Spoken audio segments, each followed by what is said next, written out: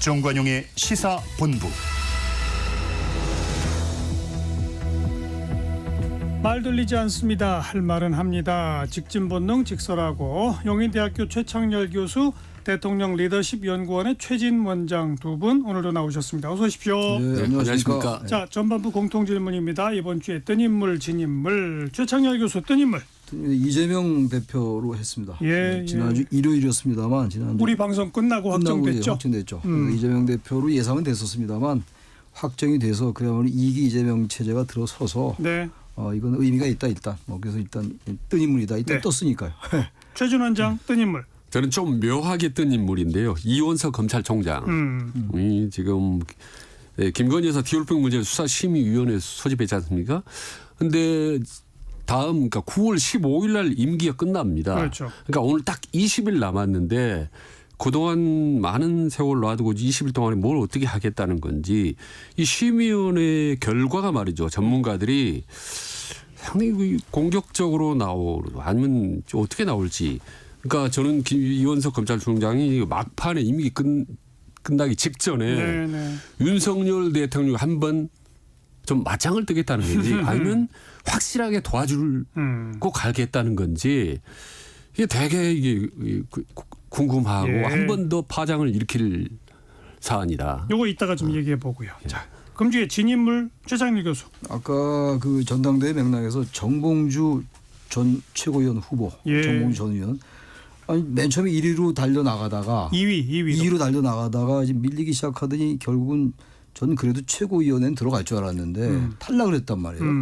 명팔이 얘기를 하면서 이렇게 됐는데 역시 민주당 내에 그 이재명 대표를 지지하는 강성 지지자들의 영향력이 네. 예상보다 세다. 맞아요. 그런 걸 느껴서 일단 뭐 개인적으로는 정봉주 네. 전 의원이 상당히 어려움에 처해 있다. 그래서 일단 진 인물이다. 맞아요. 2위가 아니죠. 최고위원 네. 후보로서 1등 했었죠. 1등 했었죠. 네. 민주당 전당대회 얘기도 좀 더 해보고요. 최준 원장 금주의 진 인물. 저는 미국에서 대선에 출마했다 무소속으로 출마했다가 이번에 도중 포기한 로버트 케네디 주니어인데 낮은 지지율로 출마했다가 좀 이리저리 눈치를 봐서 한번 뭔가를 해보려고 하는 거는 한국이나 미국이나 통하지 않고 또 대세에 지장을 주지도 않고 찻잔 속의 태풍으로 끝날 가능성이 높다고 봅니다. 게다가 그 케네디 후보는 트럼프 지지 선언했는데 네. 케네디 집안은 전통적으로 민주당 지지잖아요. 네.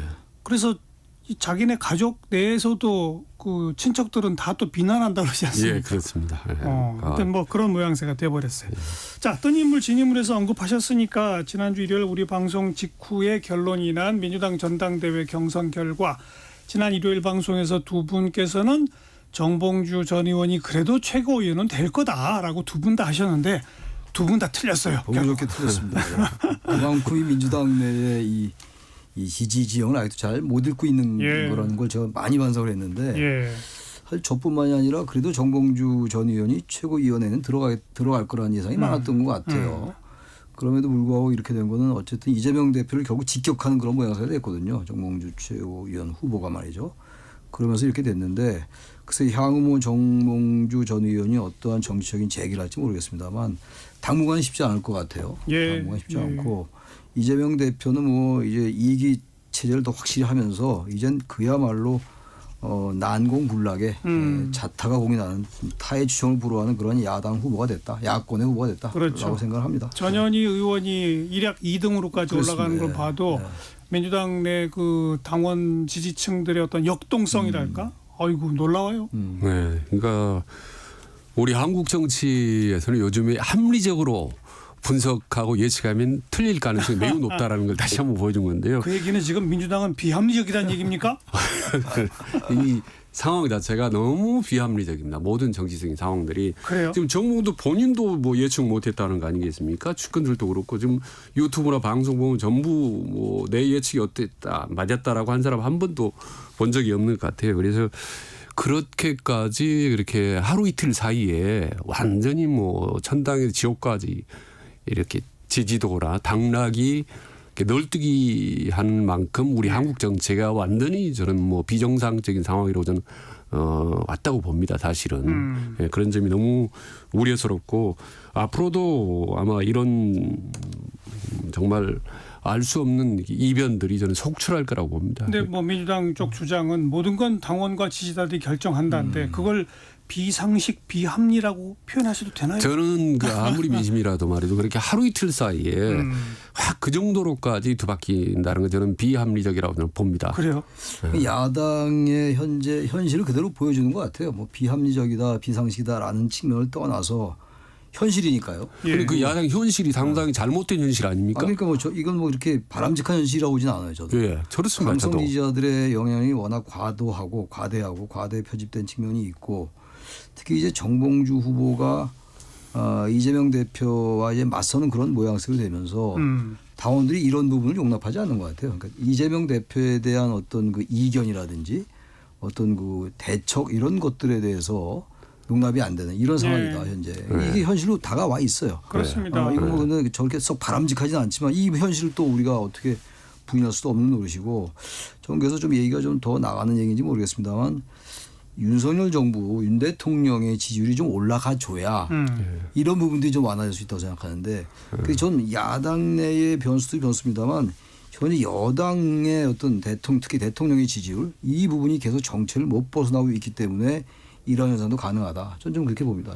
네. 그리고 뭐 정봉주 의원이 주장했던 게 사실 무슨 터무니없는 주장을 한 건 아니었지 않습니까? 솔직히 보면 상당히 좀 친명계 입장에서는 부담스러워 좀 분개할 만한 그런 내용이었는지 모르겠지만은 그렇게 2, 3일 사이에 완전히 뭐 당선권 밖으로 밀려날 정도로 황당한 주장을 했거나 아주 강력한 주장을 했던 것도 아닙니다. 그것도 과거에 오래전에 발언이 다시 이제 소환돼서 문제가 됐던 건데 그걸 참지 못하고 완전히 당락을 뒤바뀔 정도의 민주당의 당심이라는 거는 바람직하지 않다라는 정도보다 훨씬 좀 심하다.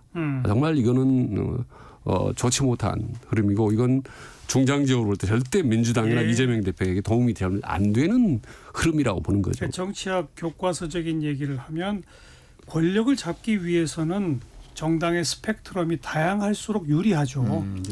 결국 그러니까 선거가 있기 한참 전에는 뭐 양당 정치에서 양당이 서로 굉장히 양쪽 끝으로 달려가다가도 선거가 다가오면 가운데를 향해 달려가는 게 정치학 교과서의 기본 아닙니까? 그 이른바 이제 망나형 정당이라는 게 그런 건데 그러니까요. 양쪽 이제 모든 걸 망라해야죠.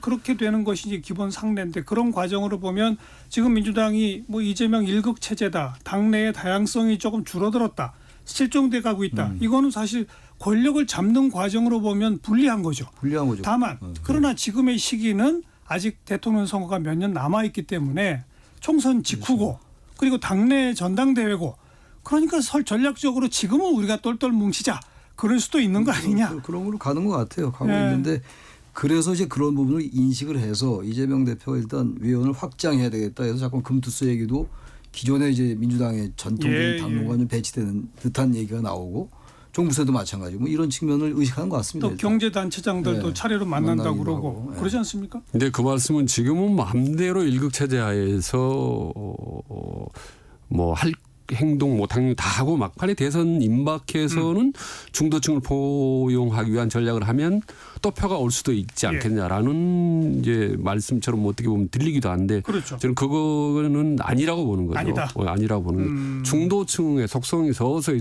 이제 소리나지 가랑비에 말이야 어쩌듯이 떨어져 나가기 때문에 이런 게 눈에 보이지는 않지만 계속 떨어져 나간다. 그 증거는 당 지지도로 나오는 겁니다. 맞아요. 이재명 대표도 전혀 안 올라가지 않습니까? 지금 맞아요. 몇 달째. 그렇죠. 최진 원장 지적도 옳은 게 그러다 보니 또 생각해 보면 윤 대통령도 중도층으로 향한 확장을 전혀 생각 안 하고 오히려 더 좀 강력한 보수 우파 쪽 그런 발언들을 연일 쏟아내고 그렇죠. 그런 인사를 하고 있잖아요. 그렇습니다. 예, 그러니까 당연히. 윤 대통령 지지율도 안 올라간 거고. 예, 그렇습니다. 그러니까 지금 양쪽 다 양쪽으로 달리고 있는 예, 그런 모습이에요. 예, 아주 바람직하지 않은 이재명 방법이죠. 대표는 어쨌든 사법 리스크라는 게 있는 거니까 법의 이슈가 있는 건데 이게 이제 아무리 그래도 저는 이따 얘기가 나올지 모르겠습니다만 그 부분도 제가 아까 말씀드린 바와 같이 이 대통령의 지지율과 역시 전 연동돼 있다고 봐요. 예. 대통령의 지지율이 계속 정체를 벗어나지 못하면 어떠한 사법 리스크에도 이재명 대표는 굴조 안 할 것이다.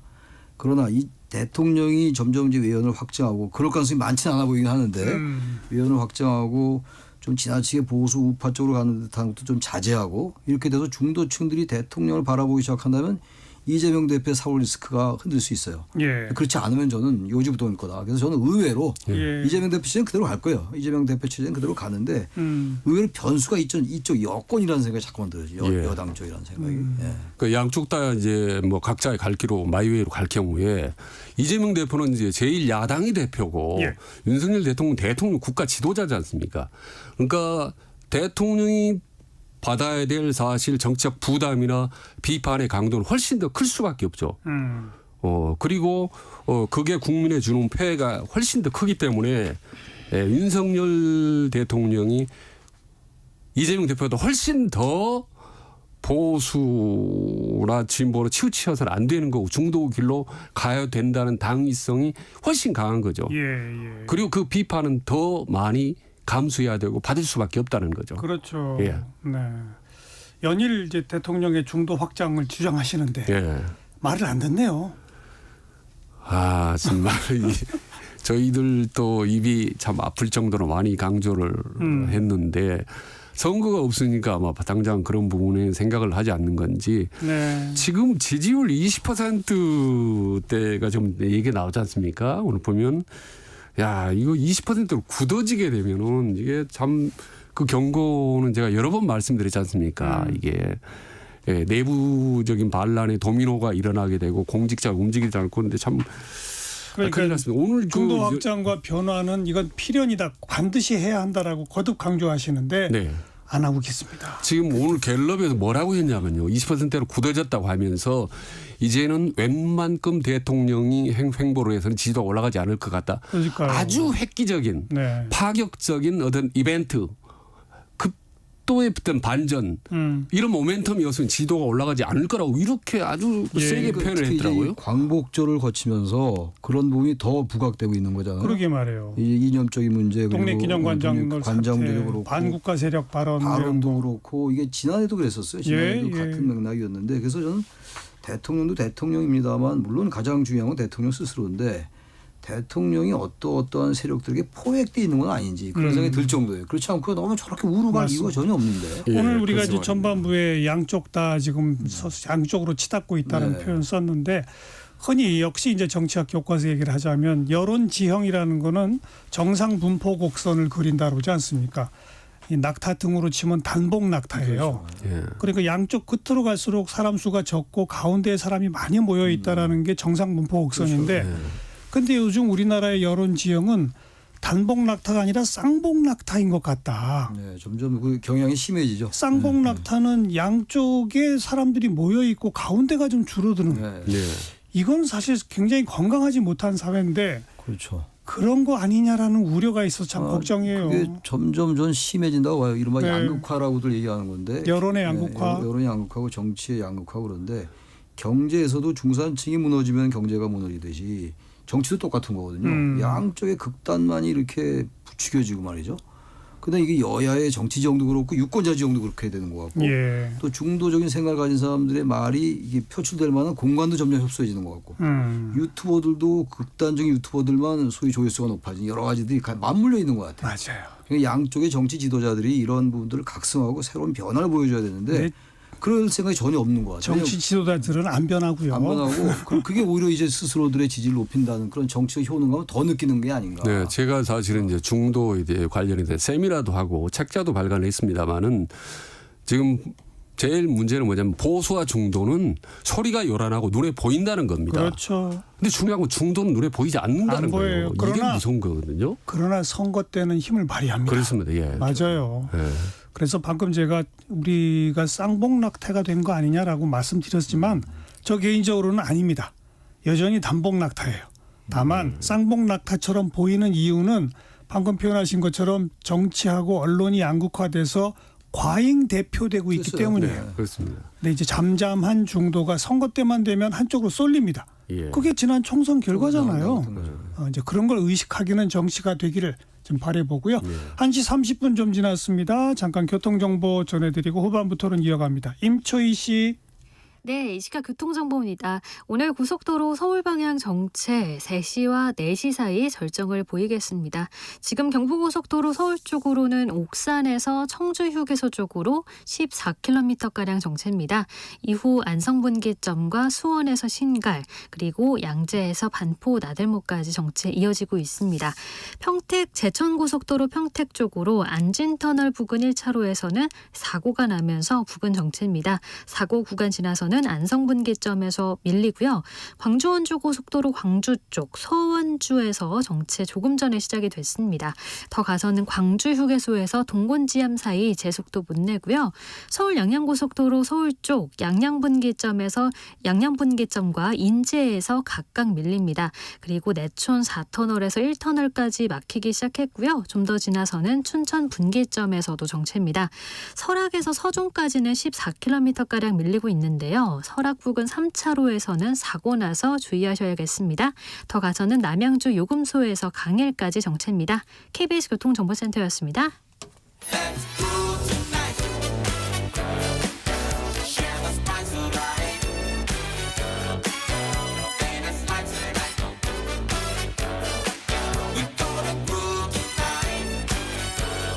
국민 MC 정관용. KBS 1라디오 정관용의 시사본부. 들어보면 달라요.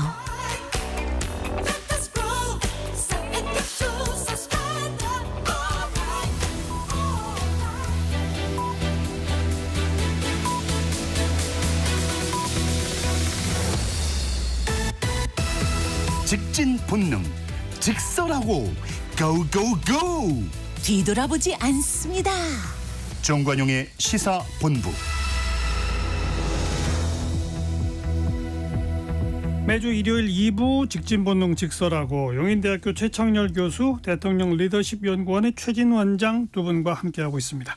후반부 공통질문 금주의 핫한 한마디 최창렬 교수. 네, 이것도 지난주 월요일 얘기인데요. 을지 국무회의 발언입니다. 네. 대통령의 발언인데 우리 사회 내부에는 자유민주주의 체제를 위협하는 반국가 세력들이 곳곳에 암약하고 있다. 예. 제가 이 얘기를 듣고 깜짝 놀랐어요.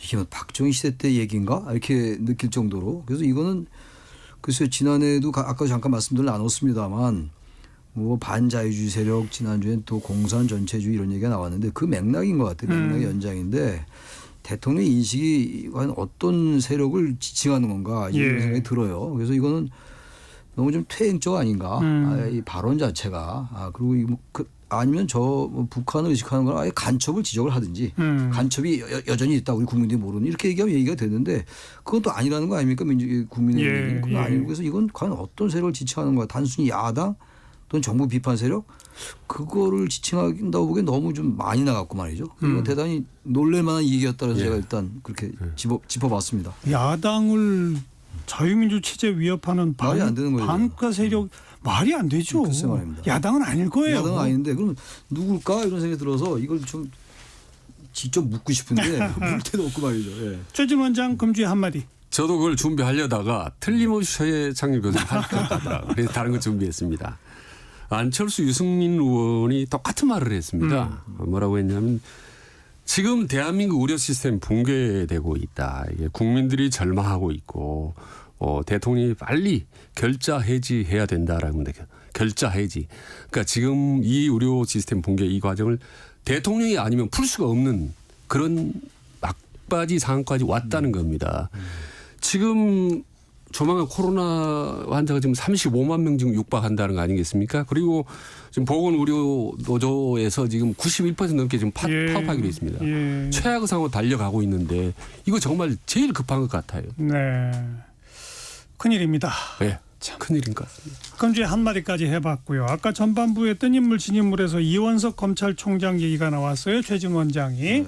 우선 김건희 여사 명품백 사건에 대한 서울중앙지검의 무혐의 결론, 그다음에 검찰총장이 알선수재 변호사법 위반까지 포함해서 수사심의를 거쳐보자. 거쳐보자 전에 중앙지검이 일단 수사는 잘한 것 같다 이런 말을 하긴 했어요. 우선 평가해 보시죠. 어떻게 보십니까? 저는 뭐 예상했던 답니다. 지난번에 서울중앙지검장 인사 때도 그때도 이른바 이제 그 이원석 검찰총장 패싱 얘기가 있었고 이미 이제 김건희 여사 이 건은 그냥 무혐의로 간다라는 게 정해져 있었을 거예요. 그 참 모두 인사교체가 있을 필요가 있었나요? 그리고 총장한테 협의하지도 않았고 검찰총장에게 예상했던 바인데 이 부분은 결국 이제 민주당에게 말이죠. 김건희 여사 특검의 명분만을 부추길 수 있는 그런 거라고 봐요. 그리고 수사심의위에서 별 변화가 없을 거다. 글쎄요. 그건 아직 제가 좀 봐야 될 것 같아요. 수사심의위원회라는 게 외부인들이니까 네. 저는 변화가 있을 수 있다고 생각합니다. 이원석 검찰총장의 수사심의위원회 소집하리라는 것도 예상했던 바고 이원석 검찰총장이 9월 15일이 임기인데 이거 그대로 문제 없다라고 간다는 게 말이 안 되죠. 보통 때 본인이 했던 얘기가 있으니까 성역도 특혜도 없다. 그런 말을 검찰총장이 했기 때문에 수사심의 소집도 예상이 됐던 바인데 과연 이제 수심위가 이게 기소를 해야 된다고 다시 바꿀지 뭐 결정력이나 구속력은 없다 하더라도 그러면 상당히 의미가 있는 거거든요. 검찰이 듣든 안 듣든 검찰의 의지라 하더라도 그러면서 볼 때 이거는 글쎄요 조금 더 신중하게 검찰이 판단했어야 되는 문제가 아닌지 무조건 혐의 없다라고 얘기하기가 상당히 좀 궁색한 면이 있다. 네. 좀 그렇게 봅니다. 최진원 원장. 이원석 검찰총장이 뭐라고 했냐면요. 지금 서울중앙지검의 결론 이게 별 문제 없다. 법리 해석으로는 충분히 잘 된 것 같다. 라고 말했어요. 예, 말하고 말했습니다. 그러나 다만 사회적으로 관심이 집중되고 워낙 소모적인 논란이 지속되기 때문에 이 수사심의를 열어서 더 이상 논란이 남지 않도록 매듭짓는 것이 바람직하다라고 얘기를 했거든요. 예, 그래서 아마 큰 파장이 일 것 같지 않다라는 얘기입니다. 그런데 이 전망과 분석은 사실 대한민국 사람들 다 그렇게 했을 겁니다. 네, 별로 그렇게 뭐 그럴 때 좀 이건 아니다라는 식으로 결론을 내줬더라면 상당히 국민들도 뭔가 좀 다르다라고 하면서 새로운 물꼬를 틀 수 있었는데 또 민심은 다시 무더위 속에 더 좀 활하게 만든 측면이 있지 않나. 우리 저기 최진호 원장이 여전히 기대를 많이 하신다는 느낌이 살짝 들어요. 검찰이 그렇게만 해주면 저는 정권 지지율도 올라가고 대통령도 이 틈새가 보이고 이럴 텐데 그러지 않는 게 벌써 검찰 인사를 할 때부터 예상했던 바입니다. 너무 많은 기대를 하시지 말라. 저는 분명히 말해서 기대가 아니라 제안입니다. 제안. 강력한 제안을 드리는 겁니다. 그러니까 수사심의위원회에 앞서서 검찰총장이 한 발언들 때문에 심의위원회는 이거 수사 잘 됐습니다라고 끝날 거다 이렇게 보시는 거죠? 아마 별 문제는 없이. 근데 이쪽 수사심의위원들이 전부 전원 민간 전문가들입니다. 그런데 전문가들이 다 아무 문제 없습니다라고 이동성으로 그렇게 끝날 것 같지는 않는데 그냥 거기서 몇 문제 논의되고 문제 제기하고 한 상태에서 그냥 마무리될 거라고 보는 거죠. 그럼 마무리가 아니라 이제 새로운 시작이죠. 바로 특검법 공방으로 가는 거죠. 수사심의위원회가 이제 이원석 총장은 말은 그렇게 했지만 사실 이원석 총장은 이 수사가 문제가 있다는 말을 하고 싶은 것 같아요. 그걸 수사심의위원회가 알 거예요. 그런데 표현은 그렇게 안 했죠. 증거나 법리는 문제가 없다고 얘기하지만 지금 이원석 검찰총장의 처한 입지가 그럴 겁니다. 아마 여권 내에서 그 항의가 있을 거예요. 그럼 아무 말도 하지 말고 이건 수사심의회를 거쳐봅시다라고 하면 될 텐데. 말을 이제 그 얘기한 걸로 봐서는 이제 본인의 입장이 있겠죠. 여권 내에서. 그것까지 기대는 그야말로 너무 많은 걸 한 것 같고. 저는 이제 이원석 검찰총장이 9월 15일 임기 전에 뭔가 좀 사고 칠 가능성도 없지 않나. 이제 더 이상 사고 칠 게 없는데요. 뭐 어떤 사고가 가능하죠? 발언으로. 네, 발언으로. 지금까지 해놓은 발언을 자기가 뒤집어요? 좀 상당히 말하자면 윤석열 대통령 뭐 대립각을 세우는 듯한 모습을 보이지 않습니까? 그러면서 무난하게 그러면서도 이제 지나갔는데 원래 임기가 끝나는 마당에 자꾸 이건 뭐 특별하게 제가 근거는 있는 건 아닙니다만은 최근 들어 계속 윤석열 대통령 각을 세웠고 침묵하고 뭐 비슷한 좀 안티 발언들을 하고 했던 부분을 볼 때 자꾸 그런 예감이 좀 들기도 합니다. 수사심의위원회 지켜봅시다. 아무튼 뭐 인사 패싱 논란 때 몇 초 침묵한 거 하나가 있었고 그다음에 이제 김건희 여사를 직접 검찰청사로 소환하지 않은 거에 대해서 이거는 잘못됐다. 사과한다까지 표현했던 거. 그러나 그거는 그렇게 표현만 했을 뿐이지 뭐 후속 조치는 없었던 것이고 이번에 심의원에 대해서 소집 안 할 수도 있지 않습니까? 안 할 수도 있지만 또 그러나 서울중앙지검의 수사 결과에 대해서 법리상 잘 됐다라고 표현한 것도 또 좀 그렇고 애매하죠. 아무튼 뭐 우리 최준 원장께서는 뭔가 각을 세운다라고 표현하셨지만 저는 각을 세우는 척만 한 게 아닌가. 용산 대통령실도 지금 이해할 수 없다 이런 수사심의위원회 회부한 거 지금 이렇게 어떻게 보면 멘트가 지금 언론에 다 보도됐지 않습니까?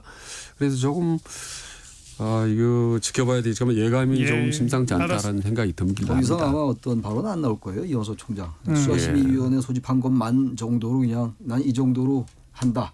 총장으로서 여기 끝일 것 같아요. 더 이상의 발언 나오지 않지 않겠는가라는 생각이 듭니다. 자, 다음 이야기 나눠볼 주제는 원래 이제 코로나만 아니었으면 오늘 이재명, 한동훈 두 대표의 회동이 있었을 텐데 일단 명기가 됐고요. 아직 날짜는 잡히지 않았습니다. 그래서 이 실무 협의도 일단은 중단된 상태라고 하는데 실무 협의가 이제 의제 논란으로 간 듯 하더니만 갑자기 생중계 논란이 이제 불거졌어요. 여야 대표 회담의 생중계에 대한 두 분의 의견은 어떻습니까? 저는 생중계는 정말 뜬금없다는 생각이 들어요. 생중계라는 거는 무슨 토론회 할 때 특정 이슈를 가지고 뭐 심야 토론이라든지 100분 토론이라든지 이런 걸 가지고 할 때는 생중계라고 서로의 논리 구조를 들어보는 건데 이건 정치인 회담 아닙니까? 회담은 그야말로 바게닝도 있는 거고 밀고 당기는 것도 있는 건데 이 부분을 생중계를 한다? 할 수도 있겠죠. 생중계가 이게 이 회담의 난관으로 등장하고 이게 의지가 되는 건 저는 이건 도저히 이해가 안 가요. 이거 한동훈 대표가 쓸데없는 얘기를 꺼낸 거 아닌가. 생중계를 해야 될 이유가 뭐가 있습니까? 정치적 회담인데 토론도 아니고 말이죠. 그래서 이 부분은 좀 뜬금없다. 뭐 저는 일단 장단점이 있다고 봅니다. 생중계를 하게 되면은 지금 여야 간에 꽉 막힌 상태에서 뭔가 두 대표가 만나서 뭔가 머리를 맞대고 물꼬를 틀려고 하는 노력과 모습을 보여줄 수 있다. 지금 윤석열 정부 들어서 2년 반 동안 여야 대표가 한 번도 없었습니다. 없었죠. 예. 근데 이 상태에서 그나마 뭔가 풀어보려고 하는 모습을 국민들을 위해서 서비스해 줄 수도 있다라는 게 장점이고 단점은 TV와 온 국민들이 지켜보기 때문에 진지하고 진솔하게 대화를 하기보다는 국민들에게 얼굴 비치는 이미지 메이킹으로 흐를 가능성이 높다. 그런데 장단점을 본다면 장점이 저는 한 3이라고 본다면 단점이 한 7이라고 봅니다. 그래서 결론적으로 이 성사될 가능성이 적고 그리고 이 생중계 제안 자체가 다분히 저는 전략적이라고 보는 거고 한동훈한테 그런 제안이 그렇게 나쁠 건 없다. 그리고 이재명은 당연히 거부할 거고 그래서 결국은 성사될 가능성이 적다라고 보는 거죠. 근데 생중계라는 게 이 자체를 가지고 이 서로 의견을 달리한다는 자체가 너무 본질이 아닌 거로 보이는 거예요. 장단점보다 있어요. 세상에 장단점이 없는 건 없으면 다 장단점이 있기 마련인데 그래서 3대 7 정도 말씀하셨는데 세상에 여야 대표회담을 하는데 그 생중계를 하자 말자를 가지고 이게 한다는 자체가 저는 좀 보기가 외관도 안 좋아 보이고 한 대표가 왜 이런 문제 가지고 굳이 이렇게 삿바싸고 하나. 근데 국민들 입장에서 한번 봐보세요. 다 만 국민들이 전부 경우에 TV 놓고 말해 두 대표가 나와서 둘이 현안을 놓고 얘기하는 모습을 보면 상당히 좀 흥미진진하고 누가 문제를 회피하려고 하는지 아니면 누가 더 진실성 있게 접근할 수 있는 평가할 수 있는 좋은 기회 아니겠어요? 여야의 대선 후보들이라든지 이런 사람들이 나와서 토론하는 거죠. 서로 이제 상대방을 눌러야 되는 거니까 이건 정치적 회담 눌러야 되는 게 아니거든요. 의견을 조율하는 건데 그걸 생중계를 한다? 그러면 지지자들 엄청 의식할 거 아니에요. 그 회담 자체가 성립이 안 된다고. 저는 한 번 정도 이렇게 할 필요가 있다고 보는. 이건 매번 이런 문제가 있지만 한 번 정도는 국민 앞에 해주고 나머지 또 별도로 비공개 회담을 얼마든지 가지면 되는 거거든요. 이게 여야 회담 자체가 성사되기가 어려운 건데 굳이 이런 얘기를 꺼내서 가뜩이나 난관이 많은데 이걸 왜 이런 거 숟가락을 이렇게 얹는지 제 얘기예요. 일단 한 번만 저는 잠깐 TV 틀어보면 누가 진실성 있게 현안에 접근하는지 바로 저는 평가가 될 거고 점수가 매겨질 거라고 저는 봅니다. 그러나 이재명 입장에서는 사실 아쉬울 게 하나도 없는 상태거든요. 뭐 총선 의석 다수 의석이 있지 이번에 2기 출범했지 그런데 뭐하러 본인은 미취학 본전인데 뭐하러 자기는 TV 토론 하겠습니까? 그러니까 당연히 안 한다고 거부하겠죠. 그 아까 최 교수 언급하신 뭐 심야 토론, 100분 토론, 뭐 KBS 열린 토론 모두 다 진행해온 저로서 또 토론 강의를 학교에서 20년 넘게 하면서 교과서적으로 말씀드리면 여야 대표는 방송 생중계 토론도 할 수 있고 비공개 회담도 할 수 있어요. 둘 중에 무엇만 해야 한다는 건 절대 답이 아닙니다. 중요한 건 지금 이 시점에 지금의 회동을 어떤 성격으로 바라보느냐라는 시각인데 한동훈 대표는 TV 공개 토론을 통해서 뭔가 회담의 결실보다는 인식 차이를 드러내 보여주자, 국민들 앞에 각자 서로를 호소하자라는 의식을 보여주고 있는 것 같고, 아직 민주당은 무슨 이게 생중계냐라고 반대하는 거는 이번엔 뭔가 성과를 내야 한다, 그런 회담이어야 한다라고 성격 규정을 하는 것 같아요. 양쪽의 성격 규정이 다른 거죠 지금. 그러니까 서로 지금 말씀하시죠. 다른 건데 그렇게 해석하는 게 맞아요. 합리적인데 네. 지금 여야가 지금 각자의 그 생각은 다 우리가 아는 거잖아요. 양극화돼 있고 여당 대표 입에서 나올 얘기 뻔하고 야당 대표 입에서 나올 얘기 뻔하고 이미 다 아는데 뭘 또 공개하느냐. 또 공개를 해서 또 그걸 싸움을 합니까? 그걸 또 봐야 된다고요? 최 교수님은 이제 그런 입장이고 최진 원장은 한 번은 그럴 필요도 있다. 예, 그럼 뭐 충분히 게다가 한동훈 대표는 이제 새로 정치 신인이기도 하니까. 다만 이제 의제가 중요한 건데요. 그렇죠. 예, 의제가 중요한 건데 보니까 한동훈 쪽을 보면은 자꾸 뭐 금융투자세 뭐 완화 같은 뭐 그 민생 쪽에 정치인 더 비중을 두는 것 같고 이재명 대표는 이제 뭐 최상병 사건 같은 정치 현안에 비중을 더 두는 것 같아요. 맞아요. 근데 당연히 양쪽 다 민생이나 정치 현안 똑같이 해야지. TV 토론에 나오면 혹은 뭐 비공개든 뭐든 간에 어느 한쪽만 하는 거 이건 말이 안 되는 거죠. 네. 그러니까 한동훈 대표가 주로 지금 민생을 집중적으로 논의하자는 것도 그건 좀 문제가 있는 거죠. 온 국민들이 지금 현안에 문제가 있는데 그렇다고 정치 현안만 가지고 얘기할 수 없는 거 아닙니까? 민생. 그래서 당연히 민생과 정치 현안 두 가지는 동시에 도마 위에 올려놔야 된다고 봅니다.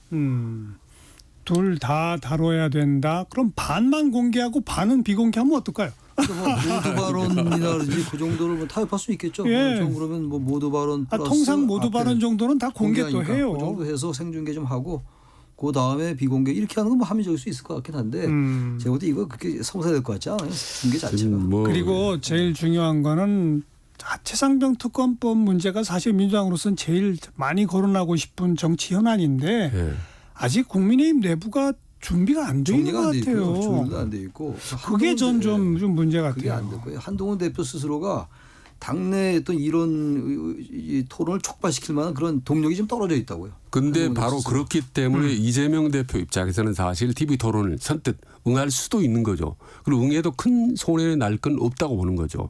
아무리 민생만 논의한다 하더라도 이 부분에 대해 집중적으로 제기하면 한동훈 입장에서는 사실 시원하게 대답을 못할 것 같아요.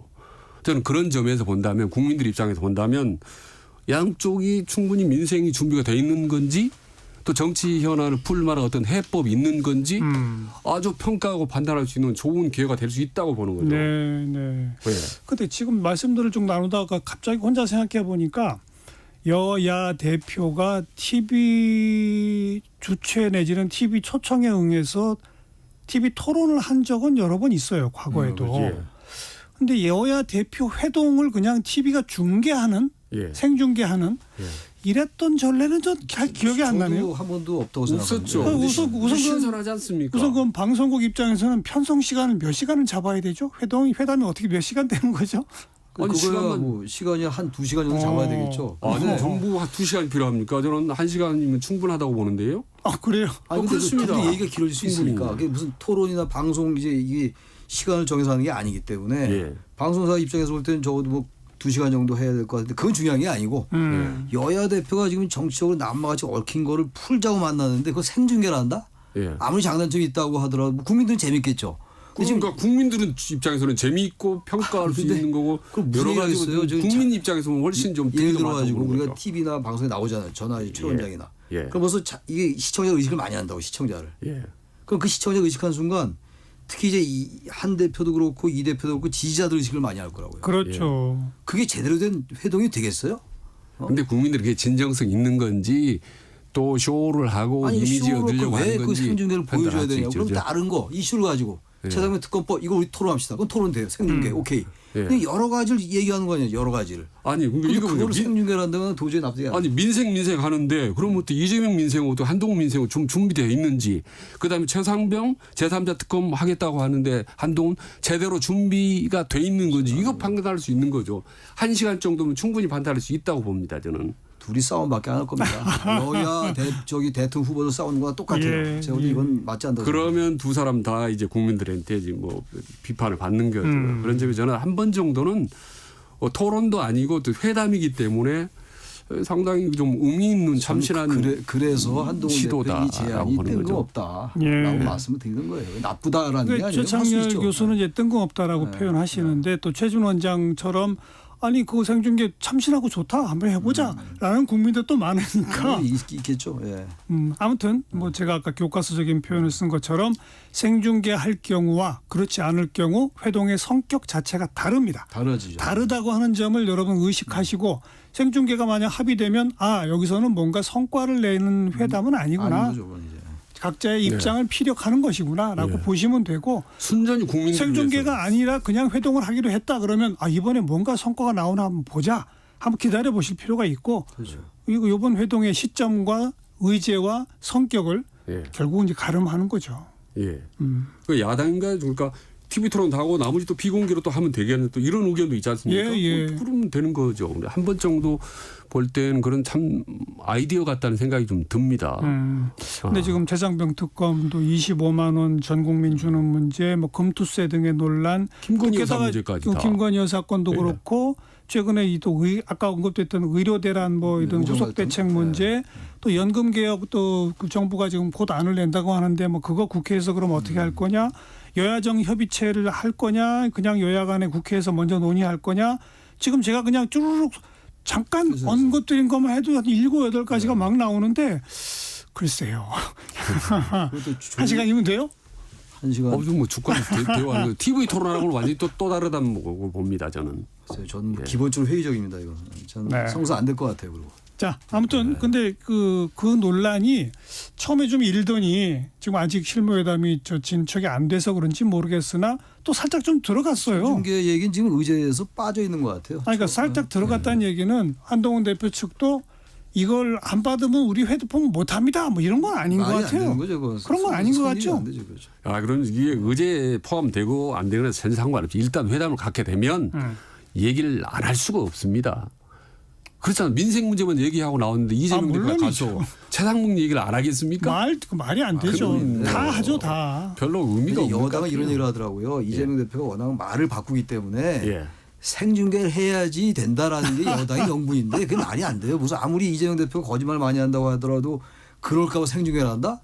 그게 말이 됩니까? 그렇게 얘기는 해요 지금 여당 일각에서. 근데 그 자체가 말이 안 된다 이런 얘기예요.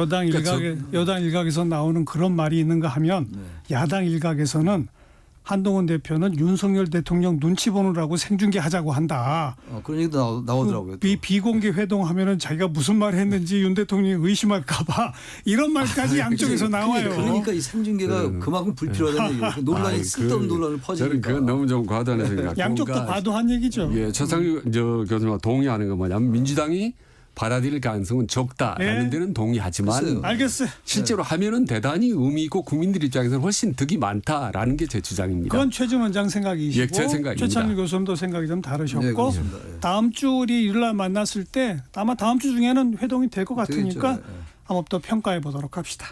직진본능 직설하고 용인대학교 최창렬 교수, 대통령 리더십 연구원 최진 원장 두 분과 함께했습니다. 수고하셨습니다. 네, 고맙습니다. 네. 마음과 마음의 그대 먼 곳에 듣고요. 저는 다음 주말 뵙죠. 안녕히 계세요.